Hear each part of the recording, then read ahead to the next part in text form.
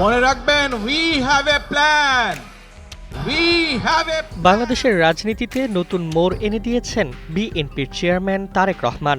2 দশকের নির্বাসনের পর দেশে ফিরে প্রথম দিকে ক্ষমতায় গেলে তিনি জামায়াত ইসলামী সহ রাজনৈতিক প্রতিপক্ষদের সঙ্গে জাতীয় ঐক্য সরকার গঠনের অভিপ্রায় ব্যক্ত করেন। তবে এবার 2026 সালের নির্বাচনের ঠিক আগে তার অবস্থান নাটকীয়ভাবে বদলে গেছে। ঐক্য সরকারের দরজা এখন সম্পূর্ণ বন্ধ।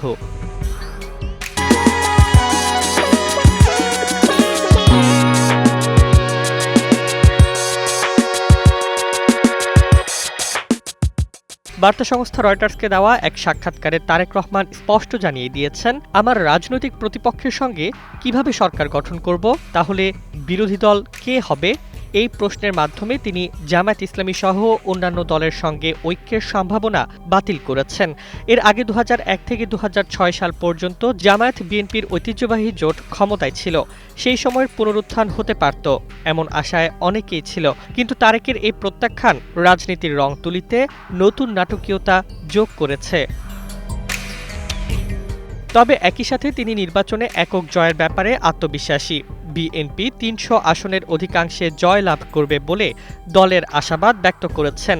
যদিও জামায়াত ইসলামী নেতৃত্বাধীন জোটও শক্তিশালী প্রতিদ্বন্দ্বী হিসেবে রয়ে গেছে, তরুণ নেতৃত্বের এনসিপি জামায়াত জোটের অংশ হয়ে নির্বাচনকে আরও চমকপ্রদ করেছে।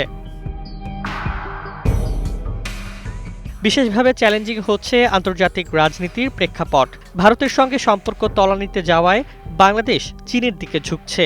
এর প্রশ্নে তারেক বলেছেন, দেশের স্বার্থ ও সার্বভৌমত্ব রক্ষা করেই আমরা বন্ধু তৈরি করব, নির্দিষ্ট কোনো দেশের প্রতি আনুগত্য নয়। এই ঘোষণার মধ্য দিয়ে বাংলাদেশের রাজনৈতিক মাঠে এক নতুন অধ্যায়ের সূচনা হতে যাচ্ছে, যেখানে তারেক রহমান একদিকে ঐক্যের দরজা বন্ধ করলেও একক জয় এবং সুস্পষ্ট জাতীয় রাজনীতির প্রতিশ্রুতি দিচ্ছেন।